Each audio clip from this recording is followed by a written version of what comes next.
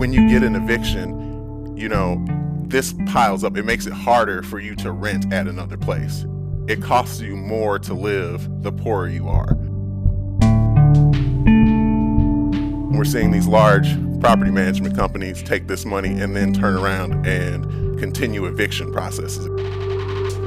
We had to leave, and so up until April of last year to October, I was homeless. Up until from April to September, my daughter and my son, who's a single parent of a daughter, he's still homeless. Doors removed off of people's homes. We're seeing people being locked out. St. Louis, as a city, does not need another wave of homelessness. I'm Sarah Fenske. This is St. Louis on the Air.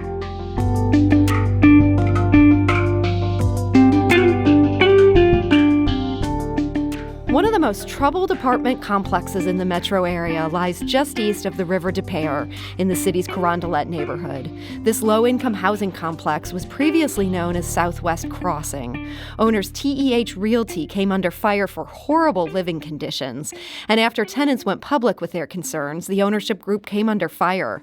The firm's managing partner was eventually slapped with felony fraud charges, and TEH was run out of town. Now, the apartments have now been rebranded as the Fountains at Carondelet. They're managed now by the local Sansone Group, but tenants say the problems continue. We're allowing these tenants to speak without their names being used because they fear reprisal from the management company. But one told us this about the apartment's roach infestation. I sleep with cotton in my ear. I have pictures of bugs crawling in my coffee cup. I have to shake my coat before I go outside. I have to shake my shoe before I go outside. Another tenant says she's lived on site about 6 years. She said Sansone Group has been making big changes to fix up the property, but she said she does not feel safe. The hallways are not lit up. You walk around, you see syringes on the ground where people throw their stuff down. Homeless people living in the empty apartments. I so much as threw a lot of them out of my hallway because they go in the hallways. I mean, I found somebody out there shooting up with a needle in my hallway. And it's just ridiculous. There's no security. They're not doing nothing for the people that has been here and hung on through all this. Now, that second tenant says she's lost most of her income during the pandemic. She's now 2 months behind on rent, and she worries about eviction.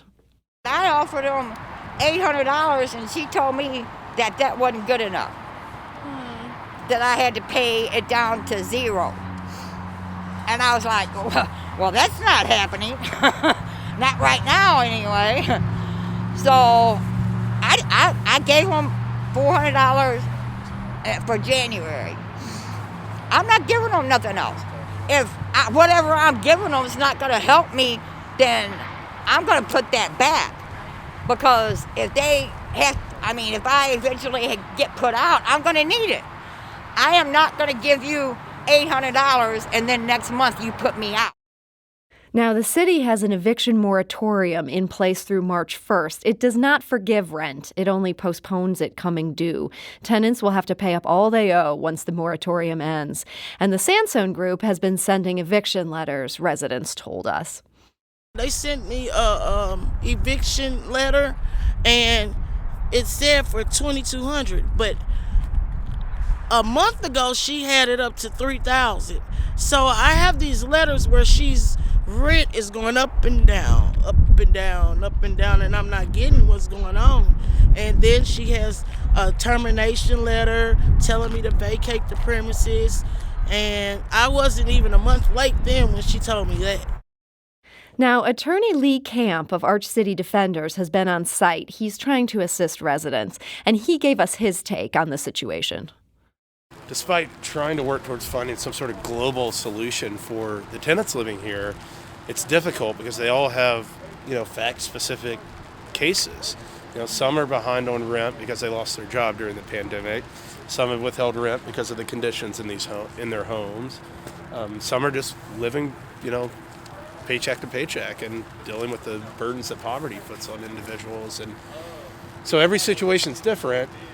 What isn't different is that the landlord can quickly evict these people. And there's a new landlord who is ready to make this property nicer and et cetera, presumably. And sometimes it's easier, and we've seen this happen multiple times with distressed properties. It's easier to clear people out, get in and do your work, and then re-let the property once you can raise the rents and make more money, and it becomes an asset that produces more for your investment, really. And that is attorney Lee Camp. Now, we do want to note we reached out to the Sansone Group 3 different times. We invited them on the show. We also offered to read a statement. We did not hear back. And so joining us today to talk about this situation is Kennard Williams. He is the lead organizer with Action St. Louis. Kennard, welcome. Hey, Sarah. Thanks for having me here today. So what do you see as the biggest concerns at the fountains at Carondelet going forward? The biggest concerns that we're seeing there right now is this push of eviction for a lot of tenants that are living there. As you heard in the piece before, like the pandemic has kept going and people have still been facing these economic hardships. And at the same time, we're still seeing people having evictions filed against them. We're still seeing people having eviction threats levied against them. And another issue is repairs being leveraged for rent. So a lot of tenants who are there are, in situations where they've, reported these problems to the management company and, rats, roaches, things like that, mold, and they have all gotten like the same response. Well, if you give us some money, well, maybe we'll take a look at it.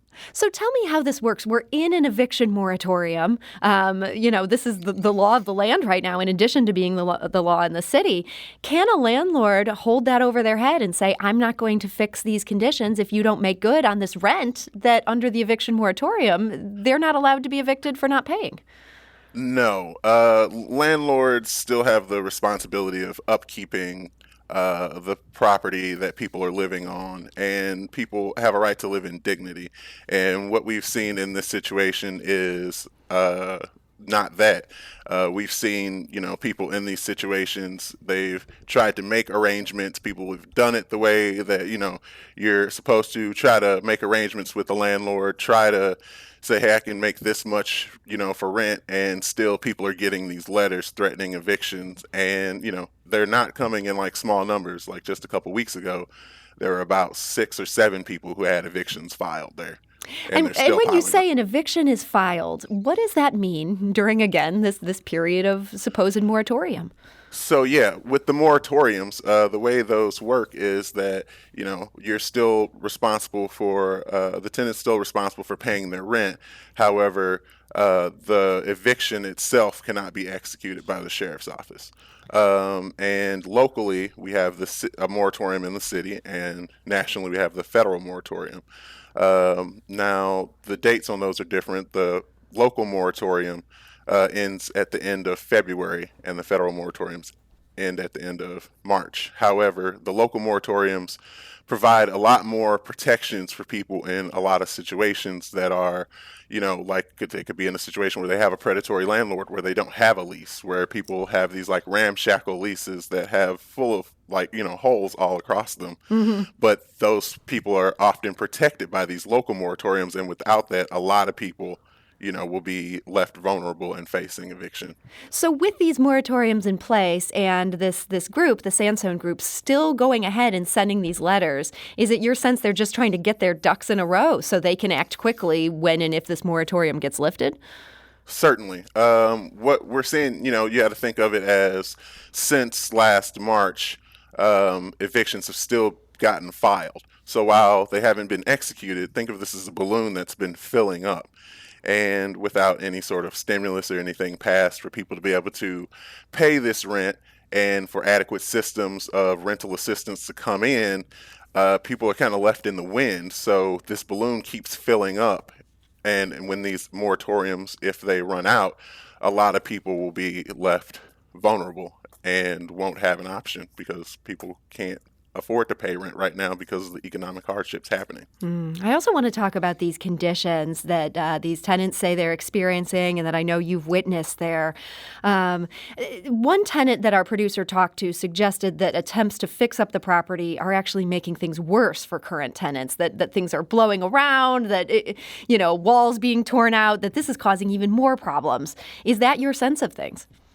The common problem is that people are really wanting things fixed. People have been begging, there's folks who have holes in their ceiling, mold growing out of these holes. They've got roaches and mice all over the place. And, some people sleep with their hat on because of this. And, they've begged and pleaded to get repairs done and to have things fixed. And that hasn't happened. And it looks pretty clear that they intend to push out a lot of the people who have been living there and have been longtime residents. And in this situation, we got to look at who is being pushed out.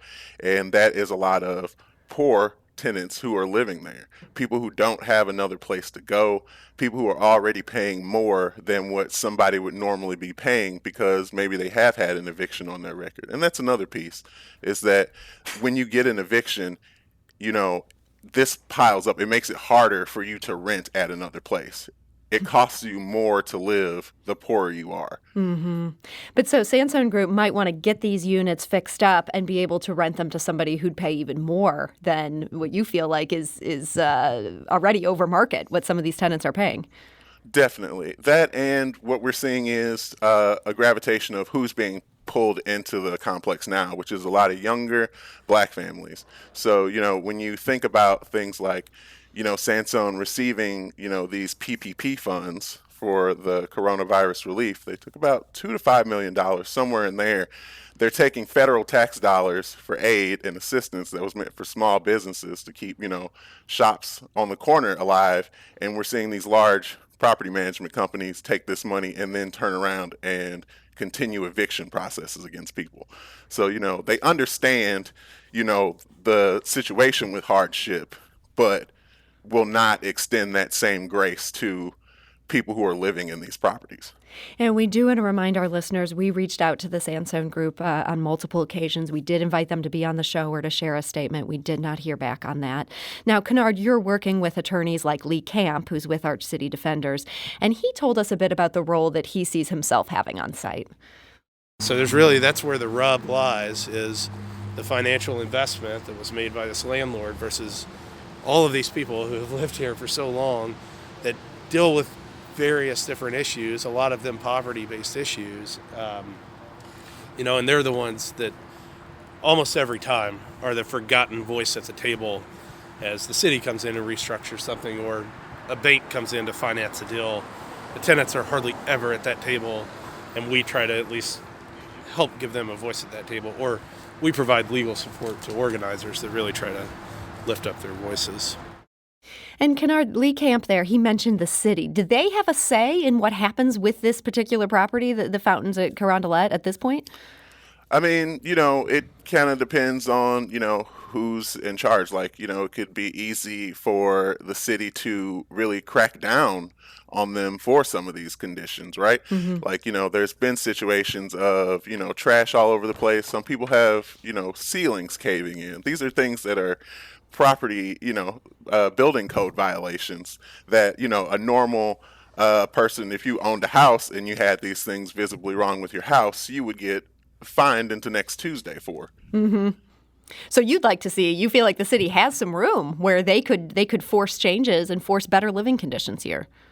The city does have room that they can do that. In addition, the courts have room that they can do to save a lot of people from facing these kind of situations. And with the organizing that you've been doing and the work that Lee has been doing on site, have you guys attempted to make them aware of just how bad you feel the situation is there? Definitely. We've now you're hearing this story, but this has been elevated over a sustained period of time. This has continued going on even through different owners that we're still seeing this. So, it's kind of like the Wild West right now, considering, there's a pandemic and there's not as much oversight on a lot of these landlords and property management companies. We're seeing issues pop up all over the place. Our guest today is Kennard Williams. He's a lead organizer with Action St. Louis. We're going to take a quick break here, but we're going to come back and continue to talk to Kennard more about these issues and about issues facing renters all over the city. And we want to invite you to join this conversation. If you're dealing with problems in a rental housing situation during this pandemic, we'd be interested in hearing from you. Give us a call at 314-382-8255. That's 382-TALK. You can also tweet us at STL On Air. This is St. Louis on the Air on St. Louis Public Radio, 90.7 KWMU.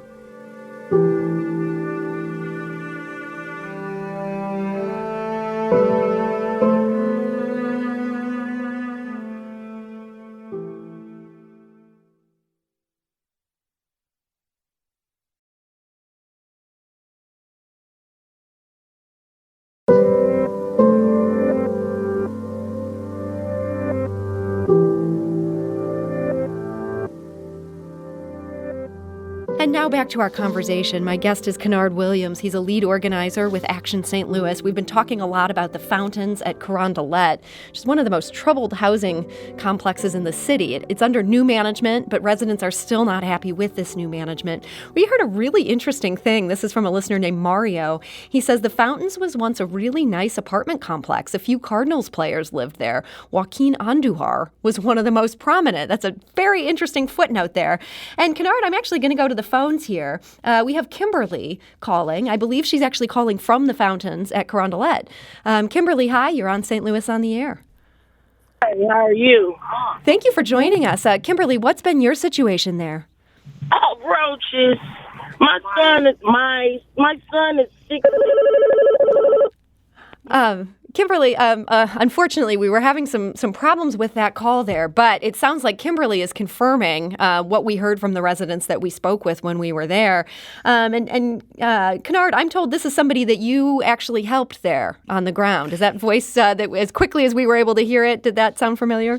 Definitely, yeah. That was one of the tenants that we have been working with, and yeah, like she's calling to confirm the same things, like. Again, the conditions with the rodents, the roaches, mold, and other serious like repair conditions. Like there's been stories of people who've had their water service disrupted, and they've tried to elevate that to them, and they've been told, oh well, that's the city's issue. Mm-hmm. This is a common problem that we're hearing out of here, is just like all of these conditions complaints from everybody. And from the folks that we've talked to, everybody has said that they have either had their rent leveraged for repairs or know of it happening to other tenants regularly. I want to go back to the phone lines. We have a caller who I believe really wants to be anonymous here, but this sounds like a call worth taking. Hi, you're on St. Louis on the Air. Hi, I was just calling to say that what's happening here in St. Louis with the Samsung Group is not uncommon, especially during this time. I just came back to Missouri because I was lucky enough to get a housing through NECAC. However, in where I came from in Georgia, the Yes community out of Cobb County, they came last year, and even though the sheriffs are not supposed to evict you, they came and they threatened us to get out. And so it was myself and my 2 adult children and their children, 3 small children. We had to leave. And so up until April of last year to October, I was homeless. Up until from April to September, my daughter and my son, who's a single parent of a daughter, he's still homeless because there's no help for single parent males with female daughters. And I filed a complaint with HUD, and there's nothing being done to this Yes community. I am so sorry to hear about that experience. And Kennard, again, I think this comes as a surprise to so many people. We've been told these eviction moratoriums are in place, and yet it sounds like there's ways that landlords have found to get around that. Yeah, that's been a recurring problem. So the moratoriums give tenants protection for non-payment of rent, although there have been situations of landlords suing for other things, just for possession of the apartment, just to get a tenant out.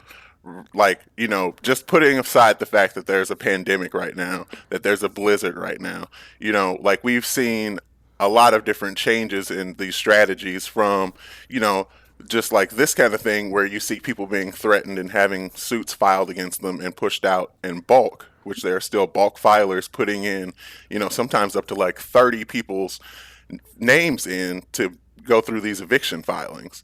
And, at the same time, we're seeing this, but then, we're still seeing plenty of illegal lockouts. We're seeing doors removed off of people's homes. We're seeing people being locked out. And it's like a common problem, and there hasn't been any sort of enforcement remedy for it. You say illegal lockouts. I mean, these are clearly contrary to the law. Were contrary to the law even before we had an eviction moratorium. When people are dealing with this and they're trying to get somebody in law enforcement or city government to care, has anybody been willing to take action to say, hey, you're not allowed to do this to your tenant? We don't have any sort of strong protections around that. In the city, the most a person can do oftentimes in this situation is maybe call the sheriff's office and they may come out. But, we've tried to bring that up with the sheriff, Vernon Betts, and he's refused to follow up with us, refused to talk about this. So we're kind of seeing people left alone to deal and navigate with these situations outside of the Housing Defense Collective. I'm going to go back to the phone lines. Brandon is calling from Wildwood. Brandon, hi. You're on St. Louis on the Air. Hi, hello there. So the problem that I've observed with Missouri is that tenant rights in Missouri are not quite as strong as most other states. So things like mold and repairs and stuff like that, these landlord companies can facilitate the ability to charge back renters for the stuff that they should be taking care of because of the laws that are in place currently. And Brandon, your sense is that other states do have better protections for this. Yeah. So, for example, I'm originally from Texas, and in Texas, the renters' policies would force these property management companies to take care of issues that concern mold, that concern power. During specific times of cold weather, they would be forced to take over electricity and subsidize those things. I mean, there were a lot of tenant protection programs where I was originally from that don't exist here. Brandon, thank you for that perspective. That's super helpful. And Kennard, I know this is an issue that you're really interested in. In fact, the St. Louis Housing Defense Collective recently hosted a virtual town hall focused on the idea of a tenant's bill of rights. Would that address some of the things like Brandon is describing that other states apparently do have these protections? Certainly. We don't have a tenant bill of rights in St. Louis, and we've been advocating for one. We've started kind of generating this conversation with folks in the community about the need for this. And this situation that we're in right now with the pandemic and people facing homelessness is ripe for the passage of actual strong legislation. And when I say that, I don't mean, just like a weak kind of thing that addresses, some pieces of this. We need strong legislation that has input from the community and can actually work to protect people from a lot of these situations. As we know, sorry, go ahead. Oh, I was just going to say, are you looking for this on the city or county level, or is this something where the state would need to get involved? We need it at all levels, really. And, as far as, the state being involved, that's something that we have not seen much of right. at all throughout the entire pandemic. We have a state legislature that has decided to spend its time on everything but keeping people in their homes in the face of this. So with the state, as you say, this is not tops on their agenda. Is that why you're looking at the county, looking at maybe the city to pick up this ball and run with it? Yes, because people are paying the price for this every single day.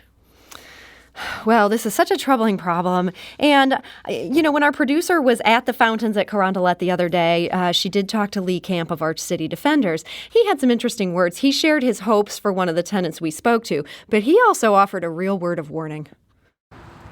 I hope that she makes it through this pandemic stably and safely housed. I mean, this is not the Taj Mahal, but it's a roof. And right now that's an imperative. The only real medicine other than the vaccine right now that's accessible to individuals is to stay at home. So it makes sense for her to be able to remain in her home right now. But she's like so many in our community, thousands of people in the state, hundreds of thousands of people, well, in the city, and then hundreds of thousands around the state that will be really facing this dilemma of when the pandemic is gone, work's not back. and money's not there set aside in a savings account to catch up on rental arrears and whatnot. So really, I've described this as a house of cards that begins to fall, and it's going to fall and disproportionately impact low-income renters that live in places like this. That is Lee Camp of ArchCity Defenders. Kennard, we've been talking about today about how bad things are right now with this moratorium in place. How worried are you about what's going to happen when that's lifted? Extremely worried. That's pretty much our chief concern right now. As I said, this balloon has been filling up since last year, and there hasn't been any real stimulus, nothing regular to help people stay on top of bills, nothing regular to help people stay alive. In fact, we've seen these stimulus talks go down and down, and we've seen these moratoriums get shorter and shorter, and I really don't think the people understand how much we need to keep these moratoriums in place. St. Louis, as a city, does not need another wave of homelessness. We're already struggling with homelessness right now. We're already struggling with violence. As we get to these situations of people being thrown out of their homes, it's only a matter of time before violence happens in this sort of situation, and we do not need that. And it's imperative that the people who make these decisions, the judges, understand that. One other thing I wanted to mention, as of early December, the city's rental assistance program had gotten more than 9,000 applications. And city officials said at that time that funds were insufficient to address all the requests they'd gotten. Do you know where things stand with that? Right now, there's some difficulties with state funding, difficulties particularly in dealing with entities like the MHDC and how money is being allotted to different areas in the state. That is something that we definitely need to stay on top of, is making sure that urban centers get this rental assistance as well as the rural areas. So this we've been talking about how we're getting shorted on vaccines in the St. Louis region, is a similar thing going on with housing assistance funds? It's a pretty tough situation right now. Right now we're seeing a lot of this focus out there in those areas, but not as much in the urban areas, and people here also still need to live and deserve a place to live. Well, so Kennard, this is all so terribly depressing, but it's so important to talk about. And so I'm glad you've been here to give us just this clear-eyed view. If somebody is listening to this and they're struggling right now and they're not even sure where to start, what resources or what courses of action would you recommend? I would recommend definitely folks fill out a federal CDC moratorium. If you're a renter and you're worried about being evicted imminently, you have to fill that moratorium out. You have to sign off on it, and you have to send it to your landlord. You can take a picture of it and text it to them. You can email it to them. Just make sure you have a way to show that you have sent that. It certifies that this person is having economic hardship, that this person is doing their best to stay on top of rent. They understand that they still have to pay rent, but this is a piece that is right now that we're using as a lifeline to keep people in their homes. And, unfortunately, the federal moratorium is weaker than the local moratorium, and we need an extension of that to keep people who are in these situations where they don't have adequate leases that would protect them normally. The federal moratorium doesn't address and protect those people, and that's a lot of people in St. Louis, particularly a lot of poor people. And if people are listening to this and they're actually doing okay, they've got a roof over their heads and they're making that mortgage, no problem, and they would like to help tenants who are in this situation, what would be your best suggestion on how we could do that? I think one of the best ways people can advocate to help tenants right now is, one, call Governor Mike Parson and tell him to do his job and extend a statewide moratorium on evictions. That is what's needed right now. We are seeing people being put out of their homes all across the state. This has been continuing to happen, and it will continue to happen. And our rates, as you said, our infection rates have been lowering, but if people can't stay at home, we're inevitably going to see it spike back up again. People won't have a place to go. Already our infrastructure for homelessness is being supported by community efforts. And without, any real way for people to provide for themselves with an aid package or stimulus, we're going to continue in this kind of downward spiral. Well, Kennard Williams, a lead organizer with Action St. Louis, thank you so much for joining us today. Thank you. This is St. Louis on the Air on St. Louis Public Radio, 90.7 KWMU.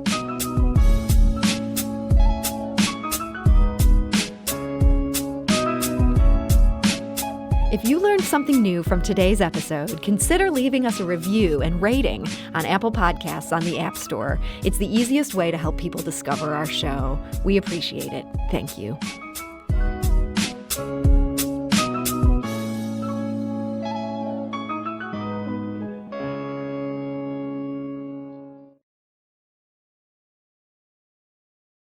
Support comes from the Missouri Forest Products Association. Missouri produces wood pallets, railroad ties, white oak barrels, hardwood floors, and more. Details on the variety of products made in the state are at choosewood.com.